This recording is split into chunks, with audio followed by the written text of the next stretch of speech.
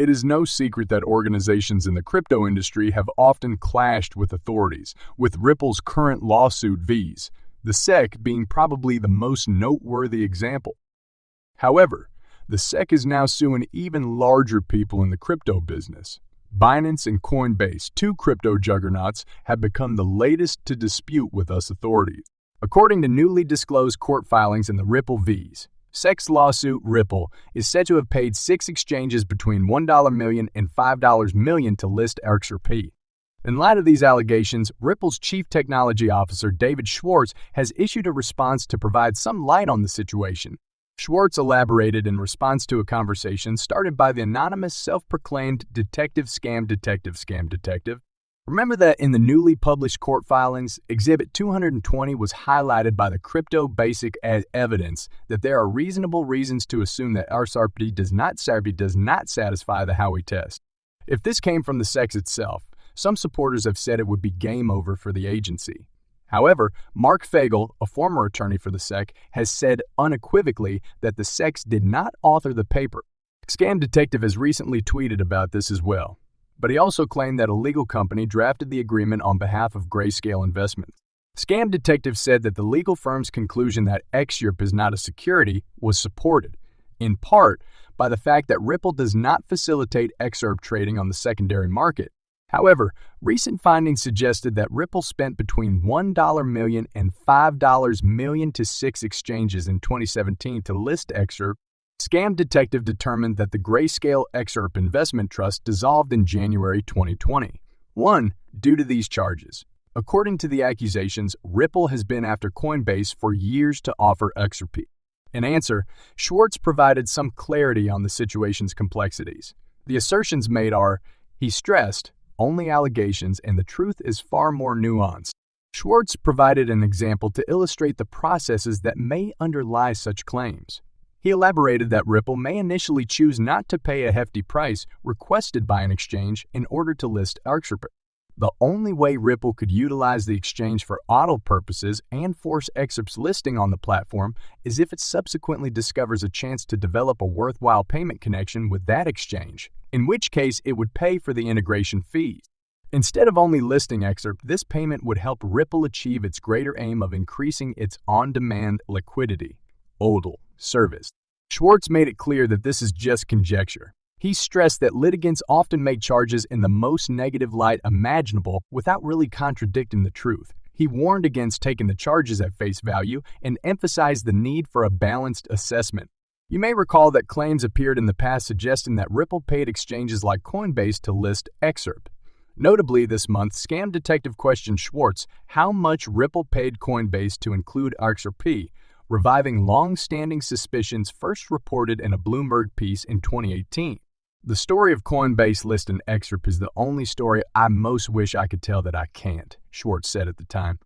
Max Keiser, a famous Bitcoin supporter, has predicted the conclusion of the dispute between Ripple and the United States Securities and Exchange Commission, SEC. Keiser thinks Ripple will eventually lose the lawsuit, claiming that XRP has already been marked for death. Keiser recently remarked in a tweet that the ongoing case is not about the law, but rather about getting rid of XRP. He said that SEC Chair Gary Gensler had been tasked with bringing down XRP.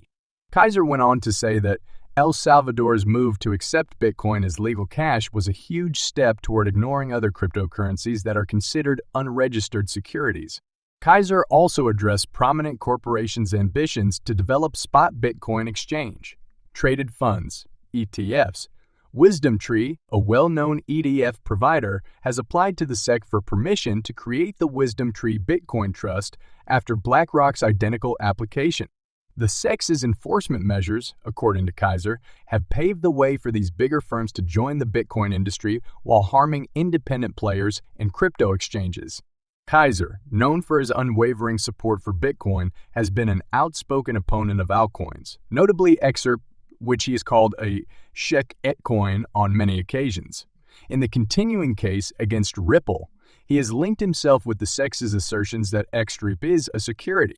Keiser often uses the SEC's enforcement activities against other cryptocurrencies to disparage the XRP community. Members of the XRP community have shown a willingness to refute Kaiser's accusations in reaction to his statements. Notably, cryptolaw creator John Deaton agreed with one of Kaiser's allegations about the SEC. Deaton agreed that Gary Gensler, the SEC chair, is preserving incumbents and the existing quo while attempting to limit competition. Ripple stated on June 22 that its subsidiary Ripple Markets APAC PTLT has acquired in principal clearance from Singapore's central bank, the Monetary Authority of Singapore, MAS, for a major payments institution license. The company also announced on Twitter that it has expanded its presence in the Asia-Pacific area. Ripple CEO Brad Garlinghouse said that the MAS continues to lead in digital asset regulation, recognizing its value in business and retail. Garlinghouse will explain how investment and clear legislation may assist with digital asset innovation at a symposium in Switzerland on June 27 as part of Ripple's engagement with the MAS. Ripple's chief legal officer, Stu Alderoty, claims that nations building crypto regulatory frameworks turn to Singapore for developing a clear taxonomy and licensing framework. Ripple executives remain confident in their win before the U.S. Securities and Exchange Commission and reiterate that XRP is not a securities. With the ongoing legal action by the United States Securities and Exchange Commission, SEC, against Ripple Labs reaching a critical juncture with the recent public release of Hyman's speech, related documents, all eyes are now on Judge Annalise Torres for the much-anticipated summary judgment. Essentially, the Hyman papers revealed the SEC's preference for Ethereum over other cryptocurrencies. Hyman maintained that digital assets that were first sold as securities might become non-securities. However, he only recognized Ethereum as a non-security, whereas XRP investors are currently dealing with the Ripple litigation based on the same principle. Judge Torres made a decision in March 2023 on both sides' applications to exclude expert evidence. Since the March ruling, more than 100 days have elapsed, and the summary judgment is still waiting. This prolonged wait surpasses the typical time period Judge Torres has taken from Dalbert judgments in past instances, indicating that a summary judgment in the Ripple litigation is possible. Surprisingly, the U.S. Federal Reserve has announced that the FedNow service would begin operations in July 2023.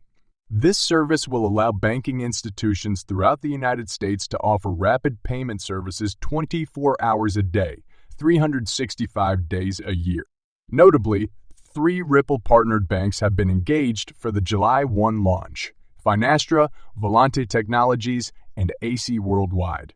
This information has sparked debate in the cryptocurrency industry over whether the final Ripple case judgment must be handed before the FedNow service is launched to guarantee complete legal compliance. The progression of these events shows a convergence of conditions that might possibly make July 1, 2023, a watershed moment in Ripple's legal struggle with the SEC. As the cryptocurrency industry observes, the importance of this day may go well beyond Ripple, altering the regulatory environment for other digital assets.